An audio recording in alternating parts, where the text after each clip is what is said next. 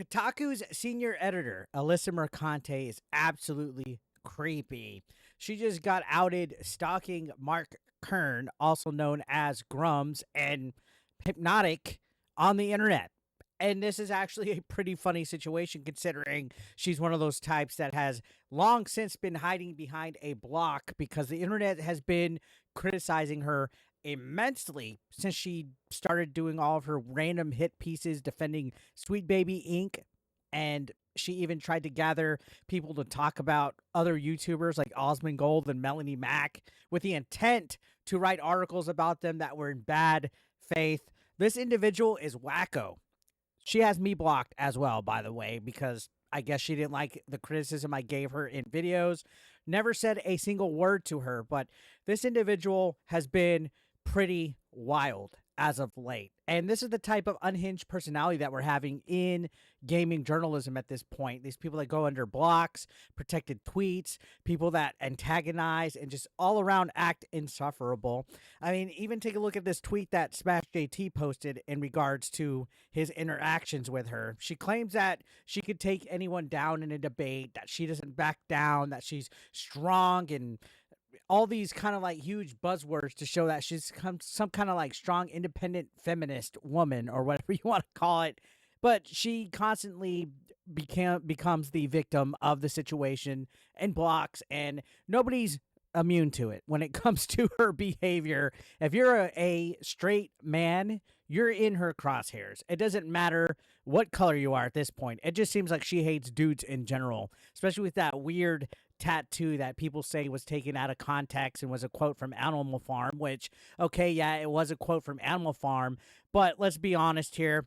It is more than likely how she really feels about men, or she wouldn't have plastered it on her body at all. Let's be honest, she's not fooling anyone.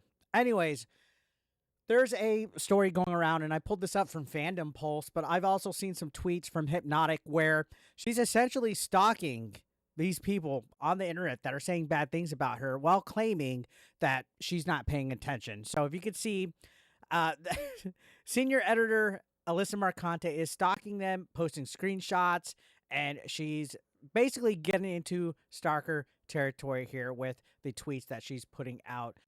So let's take a look at this tweet from Hypnotic that says, shout out to Alyssa Mercante. As expected, you as a fan of the Bigot Army were watching my live stream with Grums behind your block. We even mentioned it multiple times during the stream that you would be watching, and you have proven you were indeed were. Congratulations, Alyssa. You have showcased you cannot stay away. You have been hypnotized. This is the second time you've posted my stream, proving you indeed watch often.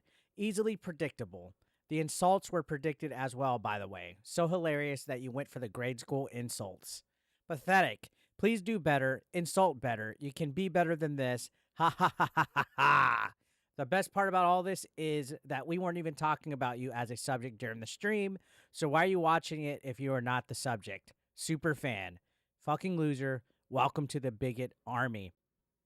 And then he shared some screenshots that are being used to show, I guess, her frustrations towards them. It's basically essentially her cope. You can see that she says, anyway, I don't tag them in shit. I don't quote tweet their shit. I don't reply to their shit. But everyone should be aware that a cabal of the guys who barked at people in middle school are trying to scare women, POCs, and queer folks out of the industry. Me to these men. So you can see there's buzzwords right there. People of color, queer folks, scare women. She's trying to put this whole victim complex that she tends to do while doing grade school insults, saying that these are guys that barked at people in middle school. And she's calling it a cabal. Anybody that's against her is a cabal of gamers, guys. We are in on the fix. We are absolutely dedicated to kicking these people that she listed out. She's basically playing that she's the woe is me card that she's been doing since being outed as a poor defender of Sweet Baby Inc. And this is what she does. She will block you and then just go on to tweet about you and talk about you and stalk about you and just...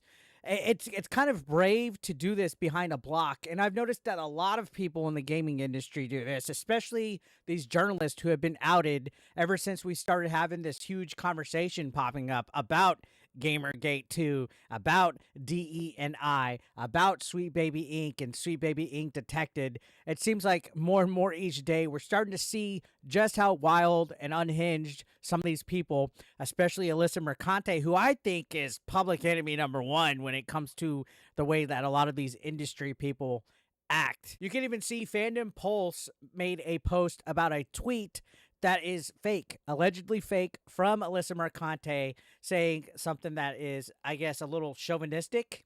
Kotaku's Alyssa Mercante is hot. And you can see that they're posting that it's fake, that for whatever reason she's posting this, and I don't know. I guess it's to show that she's being objectified sexually, or that people are being sexist towards her or chauvinistic. I have no clue what the point was of that. But Fandom Pulse did go on to say, for the record, Kotaku's Alyssa Mercante isn't hot, but if she grew her hair long and got rid of those ugly tattoos, she'd be a solid 6. I'll be honest, she has a nice butt. I'll give her that. It's a shame that it's on a crazy lunatic. And Grums did mention this. He said that they joke that she watches all of his streams, but this is really getting into stalker territory.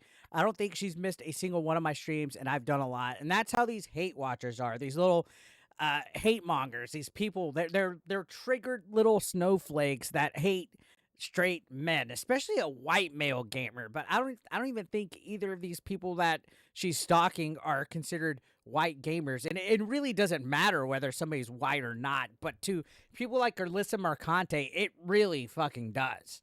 It really does, for whatever reason. If you're a white dude, it's a big fucking no-no. Like, get the fuck away from them type of vibes.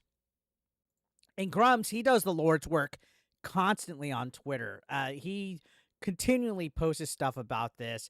And this goes into reference where she says that a screen grab doesn't mean that she's watching people, that people send her shit when it pertains to them. And it turns out that a lot of you weirdos are constantly talking about me. Don't flatter yourselves, uglies. This sounds like a huge bit of cope on her part, especially when Grums and Hypnotic said she wasn't even the topic. She was stalking, and okay, let's even give her the benefit of the doubt that there's people sending her stuff. There's a reason why those people would be sending screenshots and video clips and stuff.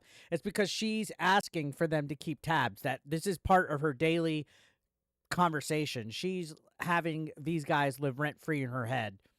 And then she says, they keep inviting me, but imagine if I actually went on those shows and debated these dorks.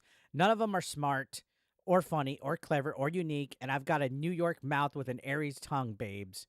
So, Grums responds, clapping back, saying that Kotaku senior editor is kind. She won't debate because she would be too girl boss, and it would be unfair. And the sarcasm is amazingly real on that one. So, Alyssa Mercante stalking and passively aggressing behind a block. Typical and on brand of people of her nature.